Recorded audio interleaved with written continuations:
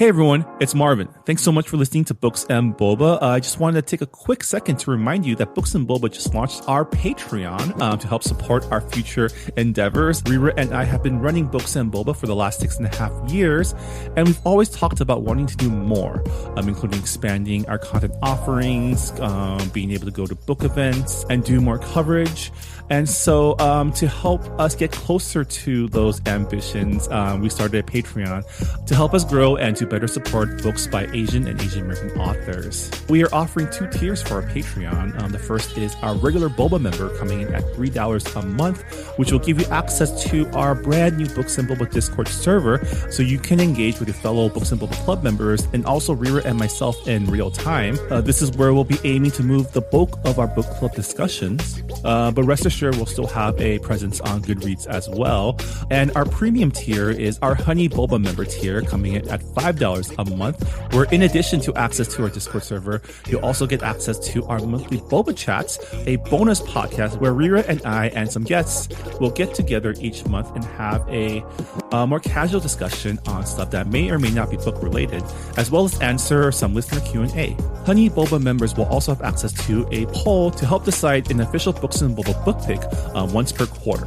So if any of that sounds interesting to you, support Books and Boba on Patreon by going to patreon.com/booksandboba. As always, Rira and I really appreciate your support. All right, thanks for listening, and I'm on with the show.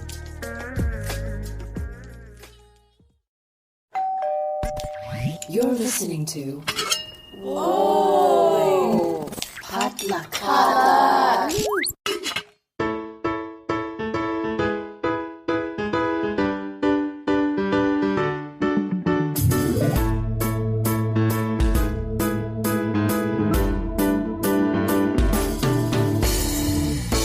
And welcome back to another episode of Books and Boba, a book club and podcast featuring books by Asian and Asian American authors. My name is Marvin Yue. And I'm Rira Yu. And we are here for our mid-February book news update. Somehow we've arrived at the middle of February, but LA seems to think it's summer already, but then winter as well. Rira, did you get caught up in the hail yesterday? There was hail? I don't know. Or 2 days ago? I never go outside my house, so I don't pay attention to these things. I mean, it rained a lot. Okay. So I'm guessing that was when it hailed. Yeah, I thought it was heavy rain, but then ice cubes started falling from the sky. So, yeah. Ooh. How was your Valentine's Day? It was good. What did I do? So my partner and I tend to be low-key for Valentine's Day. Before the pandemic, our tradition was always to go to Soup Plantation for a soup and salad buffet. But since that restaurant closed during the pandemic, what did we do? Wait, did Soup Plantation really close during the pandemic? I feel like it closed way beforehand. Or maybe they were like mass closing some of their branches, because the one that was in my town. Chapter 11, I want to say 10 years ago, but they survived, and then they closed for good 2 years ago. I see. In 2020. How was your Valentine's Day? Yeah, my Valentine's Day, we had a living room picnic and we watched The Tinder Swindler, which is very on brand for us because we love documentaries and we're very cynical about love, even though we've been in an 11-year-long relationship.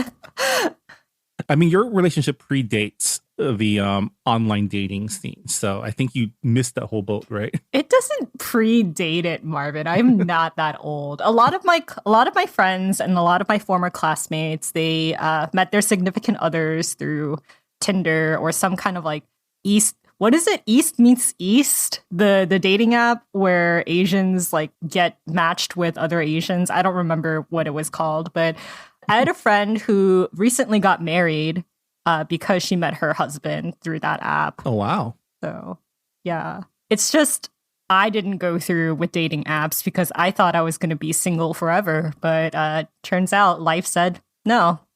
Now that's a rom-com setup right there. I don't like to think of my life as a rom-com. I'm too much of a depressing person. But I hope everyone had a good Valentine's Day or Galentine's Day. It does. So like in Korean culture, we have on top of like Valentine's Day, White Day, we also have Black Day, which is April 14th. And that's when all the single folks who didn't get chocolates from like either sexes will go eat black bean noodles together.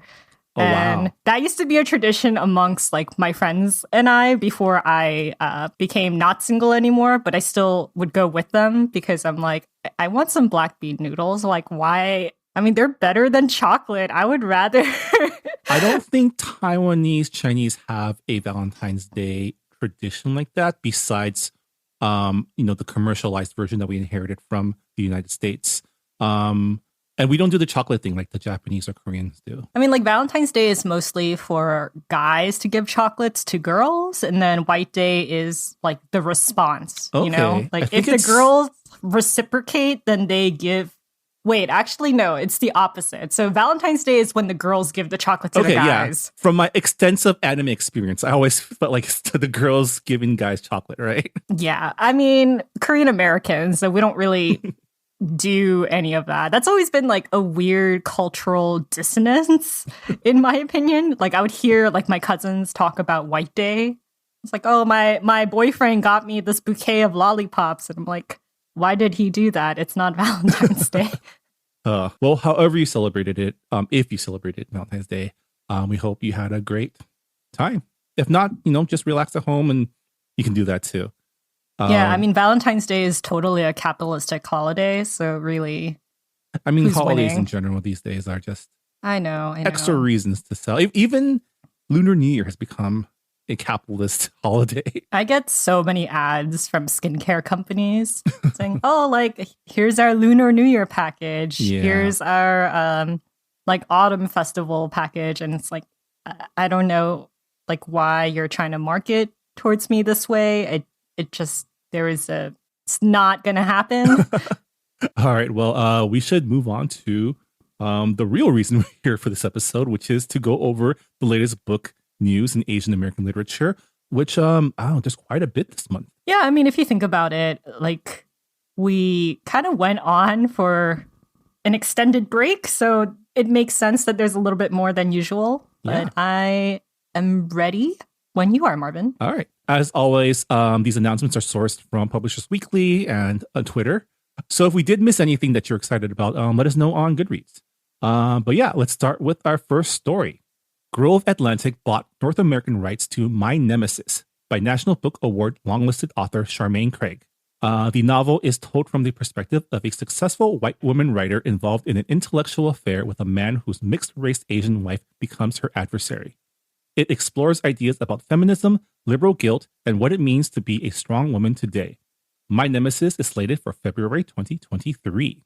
So Charmaine Craig is the author of Miss Burma, which is a historical literary fiction novel that tells the story of a modern-day Burma through the eyes of one family struggling to find love, justice, and meaning. And this is sort of based on Charmaine's own family's history. Her mother was a beauty queen and famous actress in Burma. So I think My Nemisis is going to be around the same genre of like literary fiction. Okay.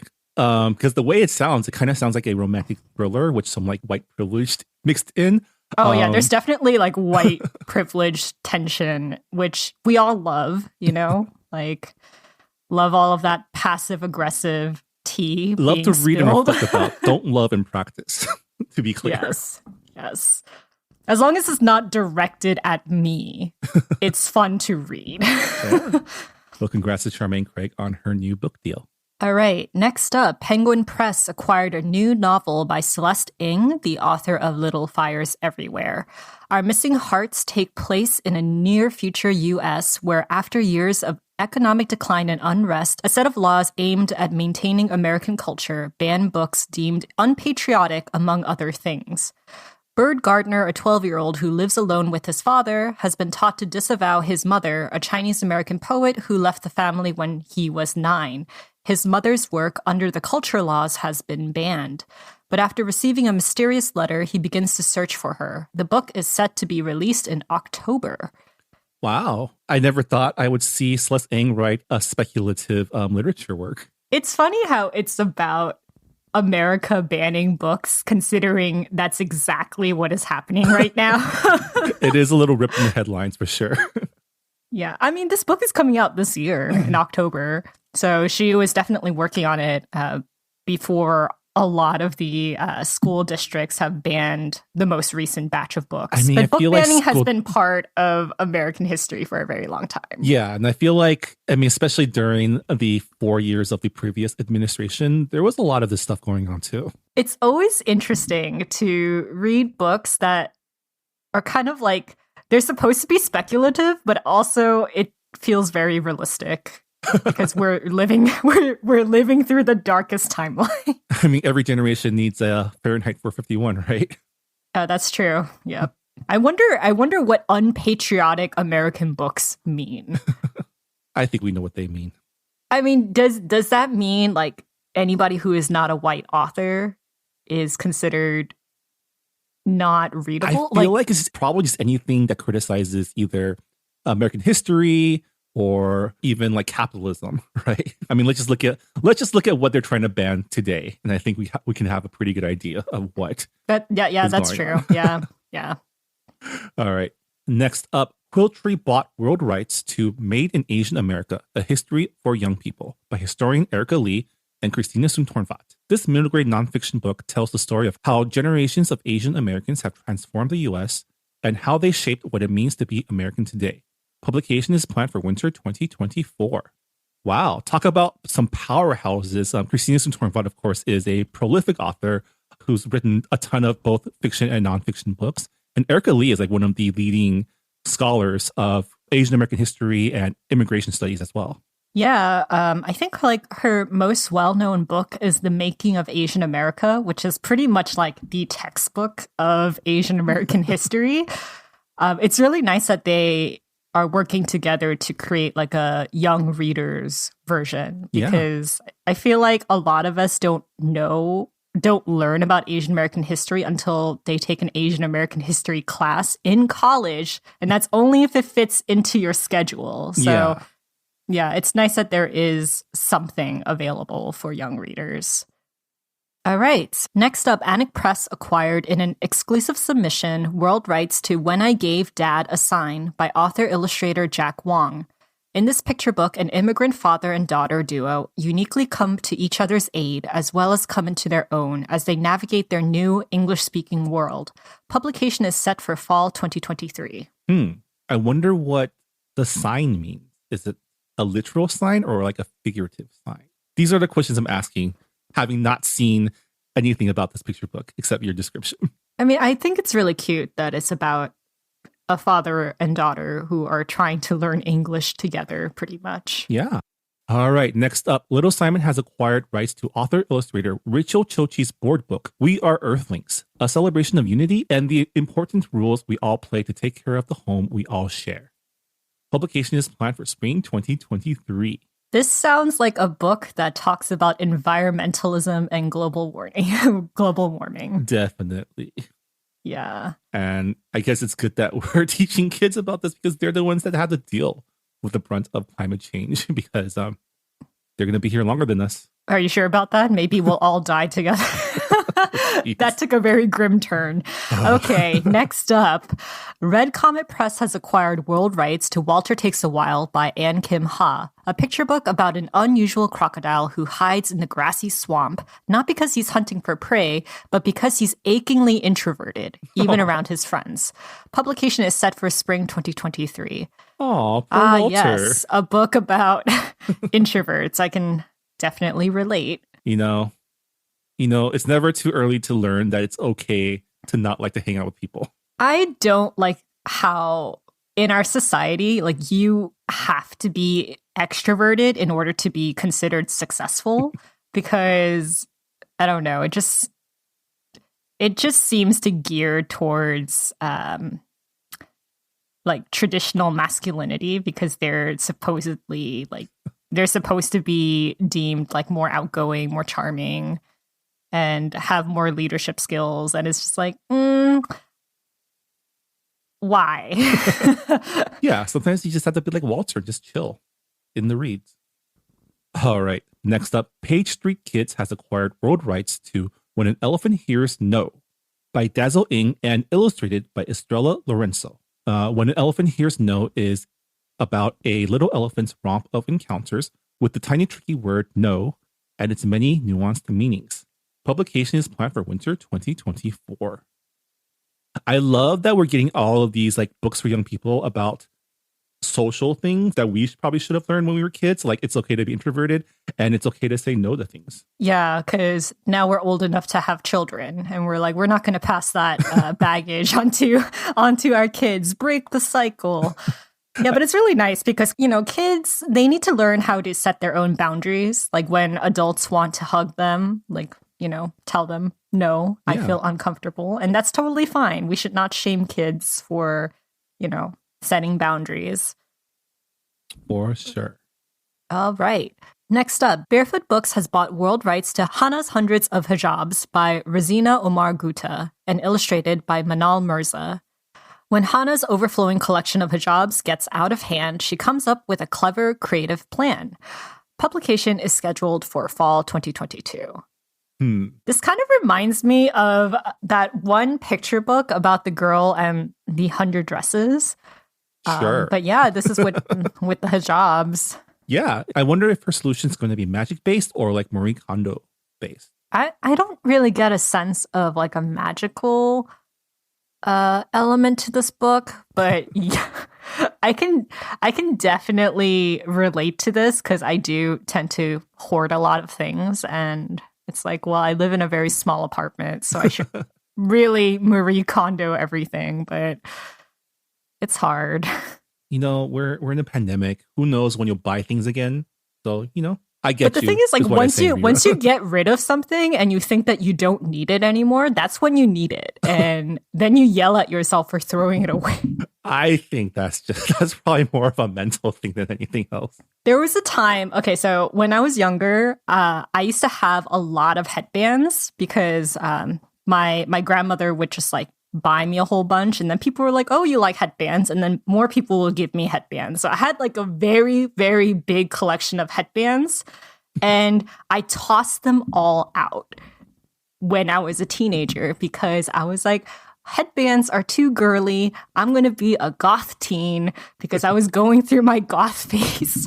And as I got older, I was like, oh, wait, like it would have been really nice to have headbands that go well with like formal dresses, or, you know, when I decide to not want to style my hair, to have something pretty. And wow, why did I toss out like hundreds of dollars worth of headbands? Why did I do this to myself?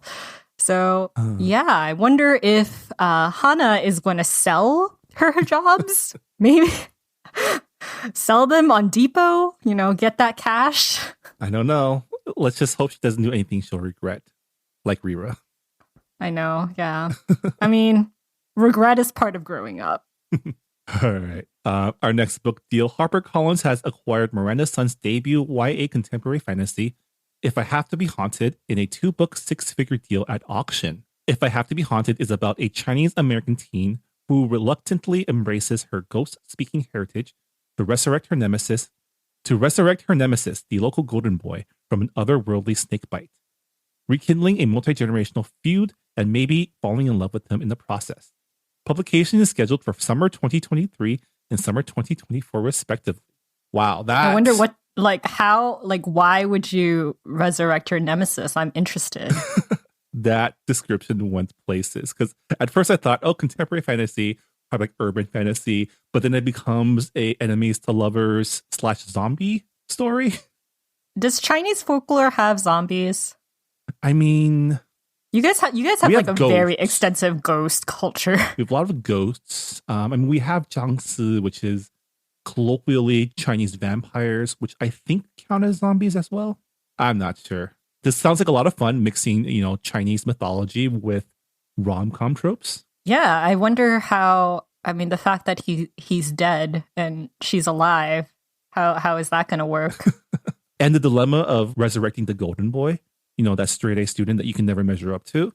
You know, that's kind of so annoying. Like, I would never, ever resurrect someone like that. You would let him die. Because it's like, because everybody grows up with like their parent comparing them to like the golden child, and it's like why would you want to bring that back? Just why? Yeah, what if he's dead, then you're the golden child. Then Yeah, everything's exactly. gravy. You know, We are terrible people who should not be trusted. we with are very terrible people. Yeah, resurrection powers. we're all going to hell. All right. Next up, Simon & Schuster has bought in a preempt professional lion dancer and cartoonist Sai Sei's debut middle grade graphic novel, Lion Dancers, about the cultural ancestry of Chinese lion dance and its traditions told through the lens of a pair of former best friends, now rivals in middle school, competing for their lion dance team's MVP position. Publication is scheduled for 2024. This is interesting. This combines some of my favorite tropes, which is like obscure sports story and Chinese culture. Yeah, I like the fact that they're rivals in middle school. Oh, middle school is when rivalry Middle school starts. rivalry is like so fierce.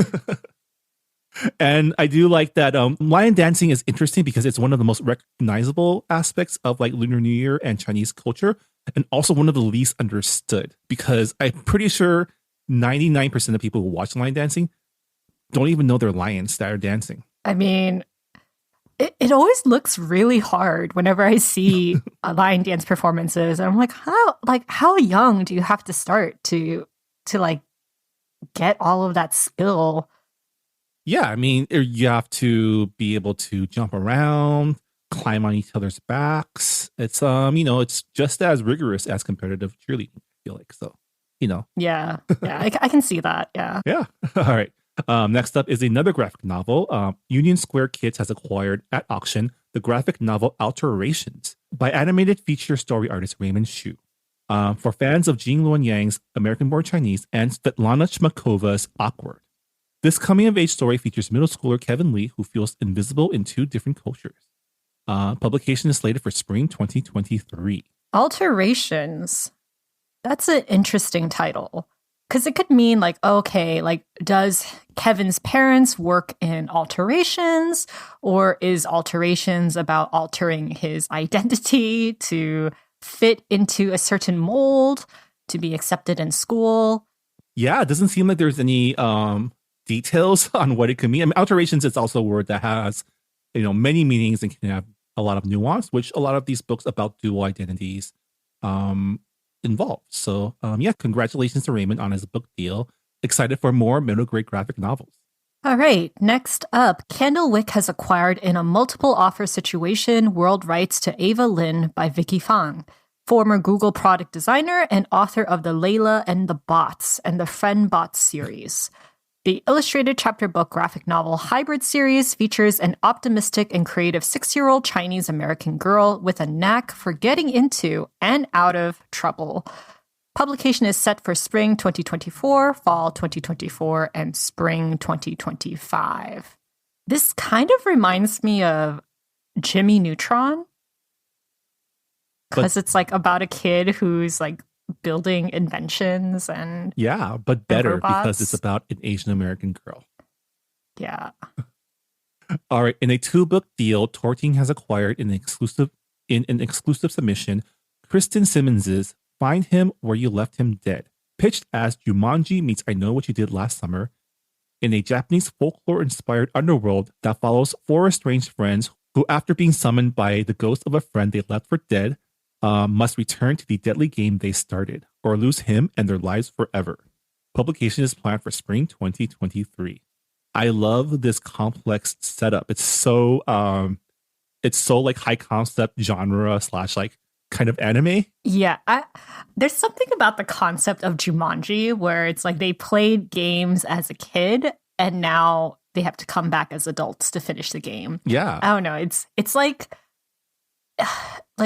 it's a trope, but it like fits so well with the thriller genre, and you have like Japanese folklore tied to it. So I think that's pretty exciting as well. Yeah, and we all love a good death game story. So yeah, I'm excited for this book. And I only have to wait a whole year to read it.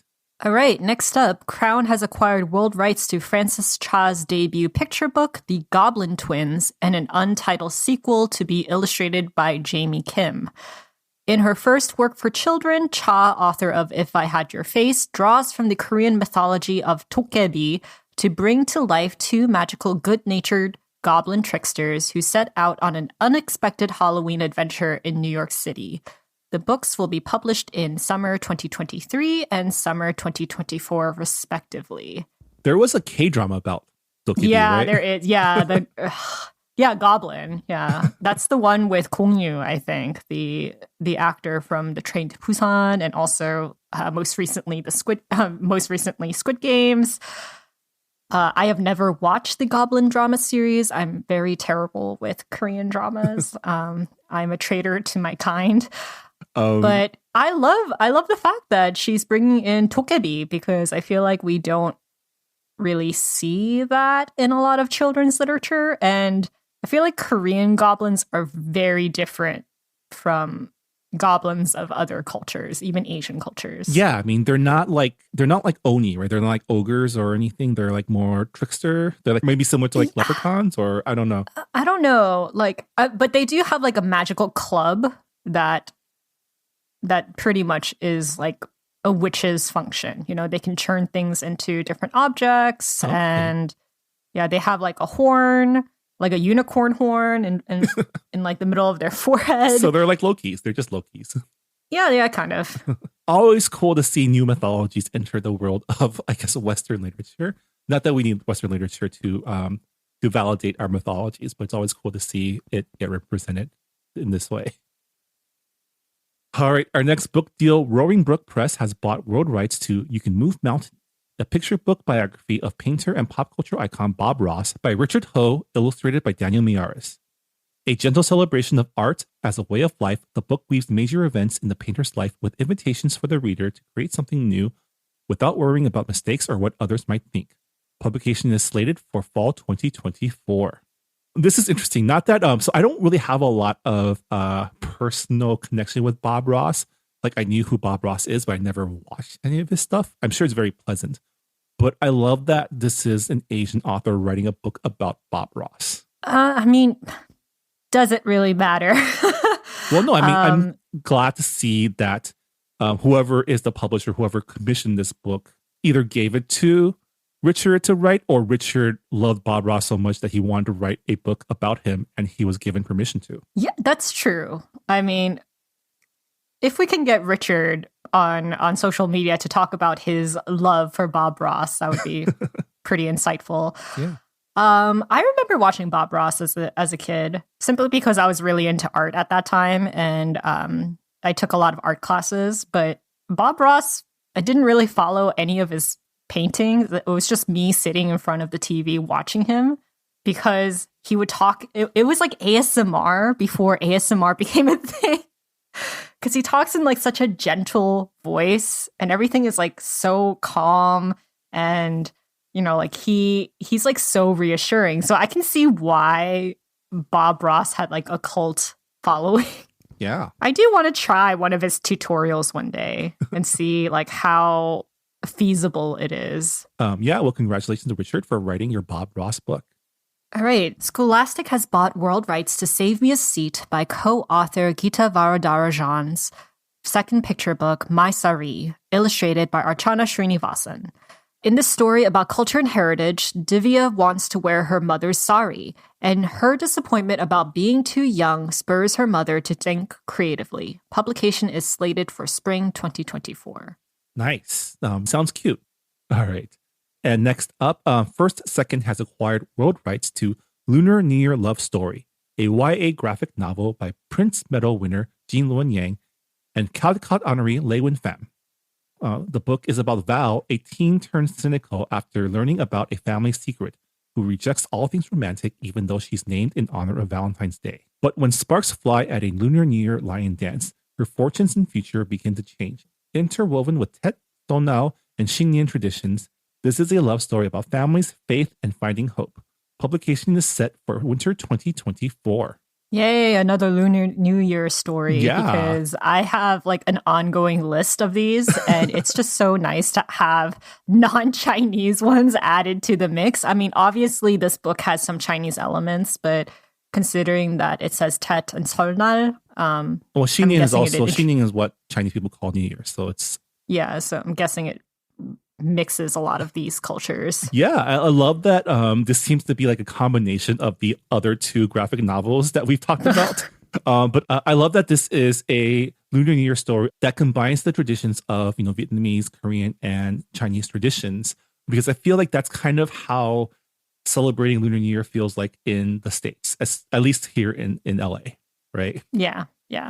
Also, a teen turns cynical about romance. Wow, I feel so seen right now. All right, next up, Viking has acquired at auction world English rights to Deathlings by Coco Ma. The first in an urban fantasy duology pitched as Warcross meets These Violent Delights, the book is set in a near-future New York City, where an organization known as the Syndicate protects the city against deadly underground creatures who rule the night, and follows a teenage maverick hell-bent on winning a tournament held by the Syndicate in order to secure her dream job and destroy the monsters that changed everything.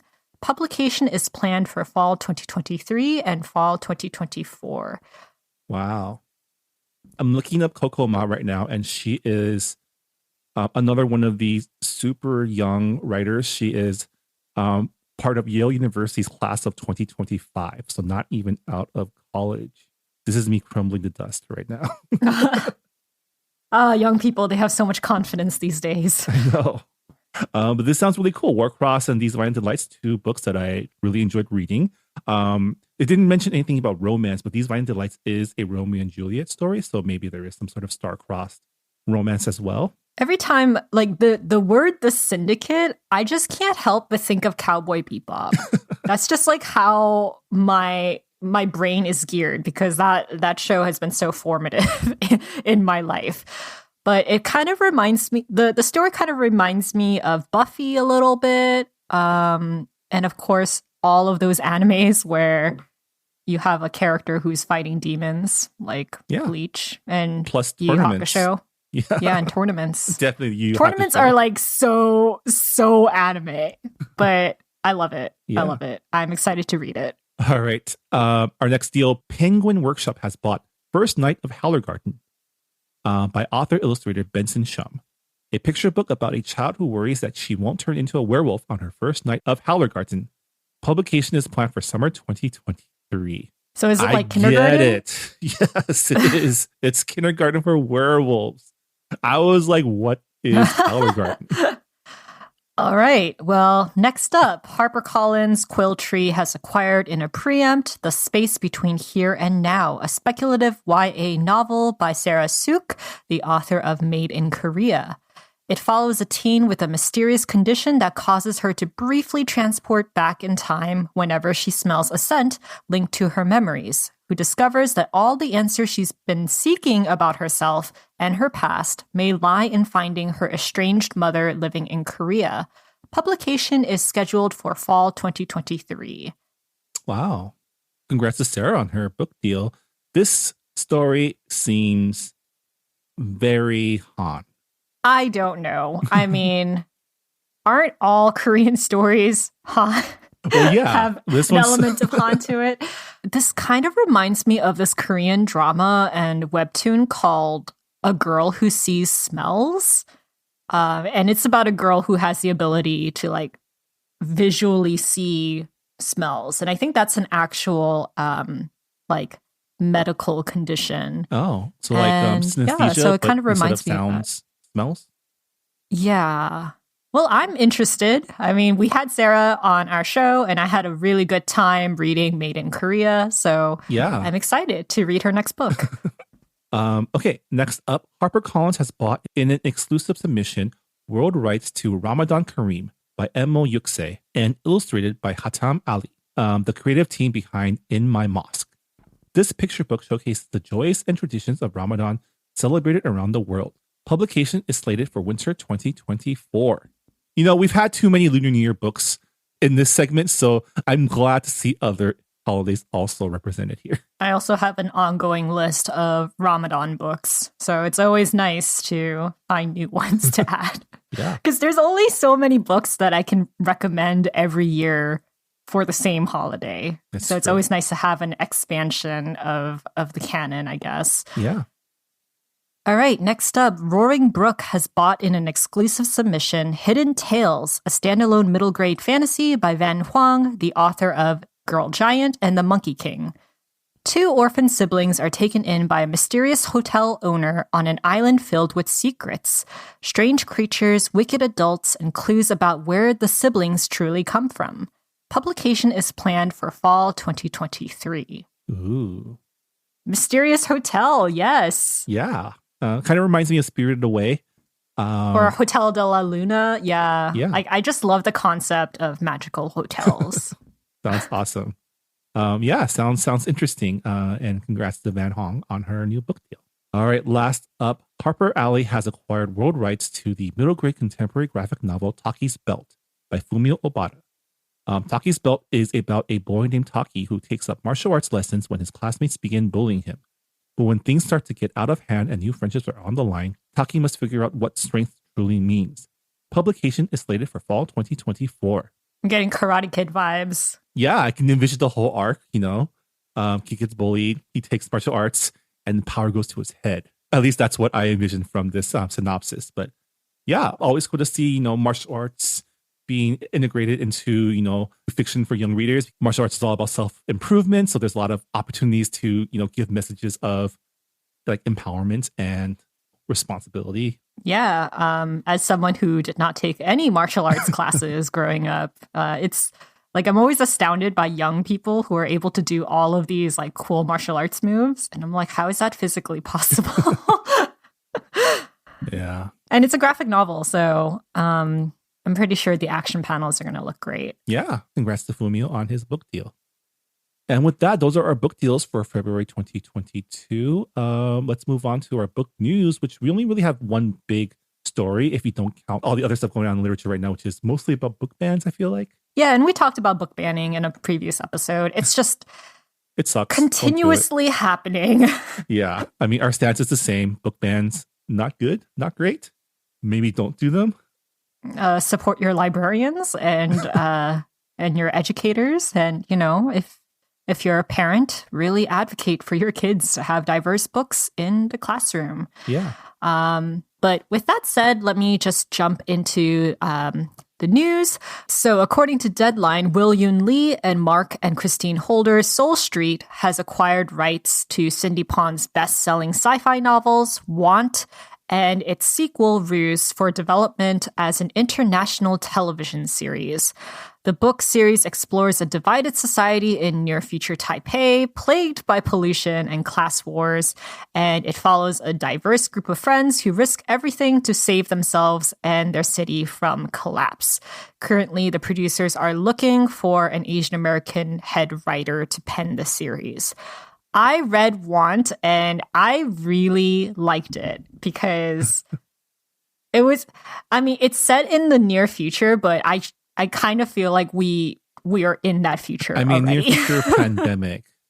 What a Especially stretch. where people are wearing masks. So in Want, like the premise said, it's set in near future Taipei, plagued by pollution. The air is so bad that you need to have like a suit to protect you from the polluted air.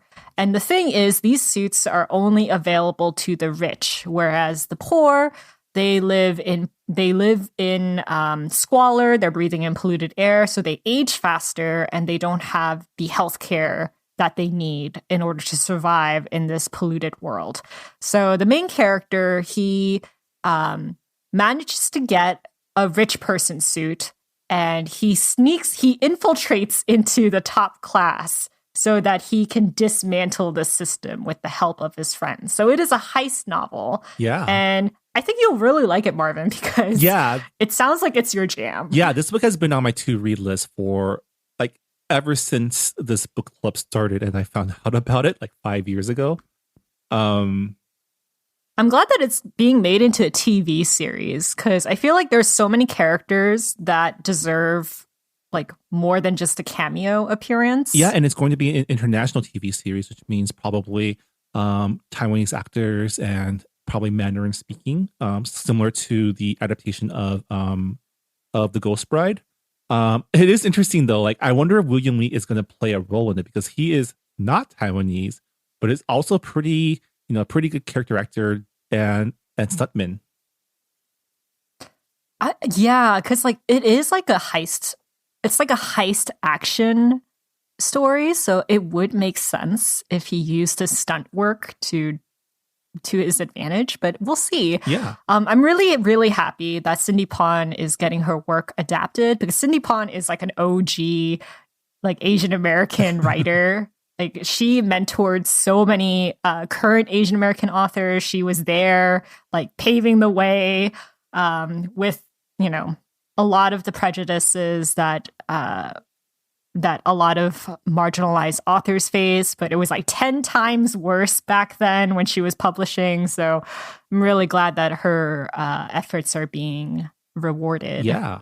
I mean, again, it is only an option right now, so nothing's in production.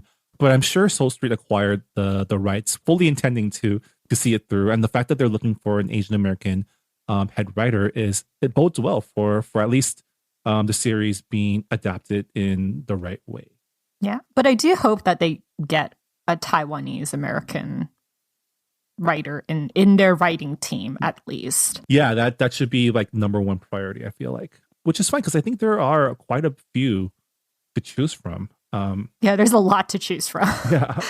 So they don't have an excuse. That's what I'm trying to say. Like, don't mess up.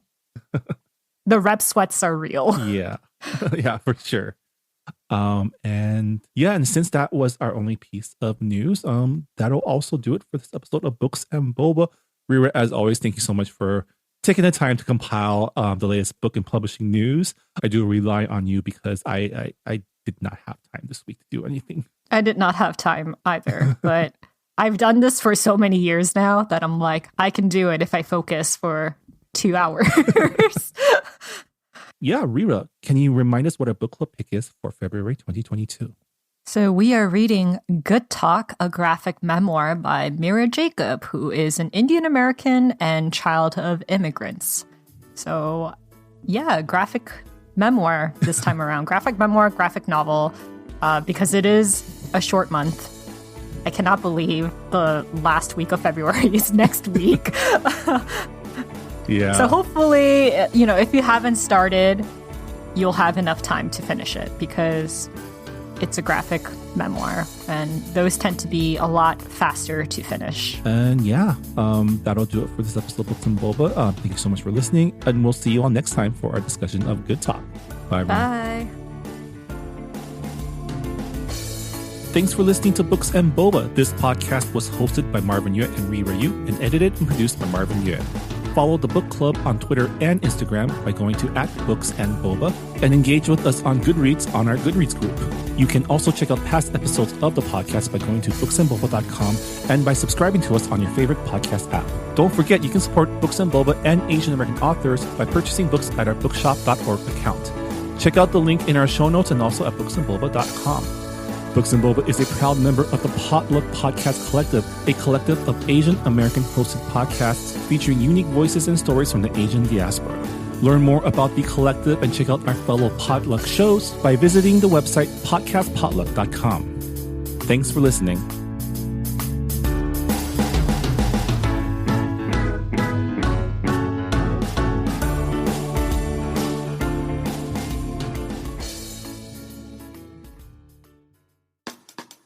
Hey Ryan, what's black and white and red all over? I don't know, Ramen. Two nuns having a chainsaw fight? Dude, inappropriate. Come on, man. This is supposed to be a podcast promo for our secret underground podcast, Quarantine Comics. Oh, yes. Quarantine Comics, the weekly comic book club where I, ace reporter Ryan Joe, And I, mild-mannered Ramen Sentinel, team up to discuss some of comics' greatest works. or just some really cool comics that we've been wanting to read. From Alan Moore to Uzumaki, From Arrakis to Zendaya, from Adrian Tomine to Jean Lun Yang. you might not have heard of half the stuff that we're reading. Or the other half is just pop culture superhero stuff. They could just read the books with us, Ryan. Yes, they could do that, but you could also just send us money. No, Ryan, that's not how passion podcast projects work. Why in the hell are we even doing this?